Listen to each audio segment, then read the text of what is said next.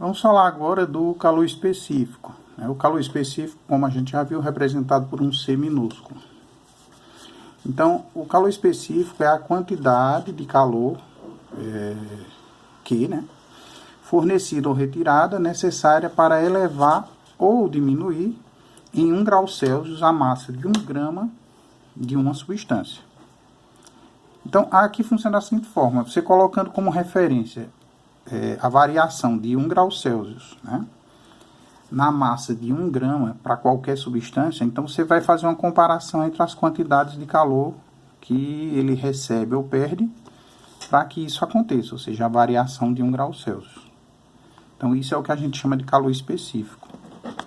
Então, por exemplo, a água, como a gente já viu, ela tem calor específico de 1 caloria por grama grau Celsius, ou seja, ela precisa de 1 caloria, né, ganhar ou perder 1 caloria, para que a massa de 1 grama de água sofra uma variação de 1 grau Celsius, para mais ou para menos.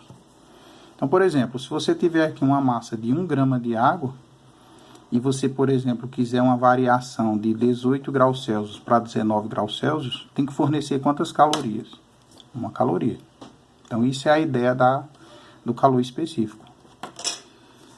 Um outro exemplo seria o ferro. Imagina que eu tenho uma massa de 1 grama de ferro e ele está a uma temperatura de 10 graus Celsius e eu quero que vá para 11 graus Celsius. Então, para que ocorra essa variação de temperatura na massa de 1 grama, eu preciso fornecer 0,11 calorias. Então, por isso que o calor específico vai ser 0,11 calorias para cada 1 grama variar 1 grau Celsius. Ok?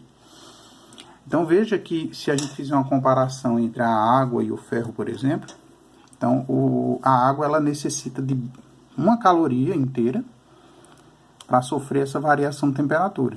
Enquanto que o ferro, para sofrer uma variação de temperatura também de 1 grau Celsius, só precisa de 0,11 calorias.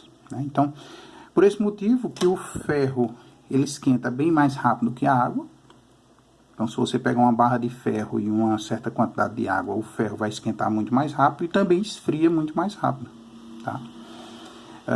Essa ideia também do calor específico é o que explica por que o deserto, né, em regiões de deserto, você tem durante o dia temperaturas muito altas, né, temperaturas de 50 graus Celsius, enquanto que à noite chega a temperaturas negativas. Por quê? Porque não tem água.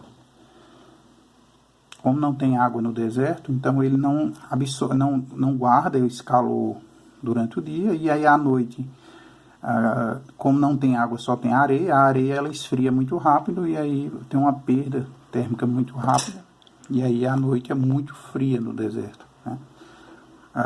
Uma outra ideia que você também pode pensar seria o seguinte: imagina você tem um pedaço de tecido e você passa ferro nele, ele esquenta, tá? O pano seco, você esquenta ele muito rápido e ele também vai esfriar muito rápido.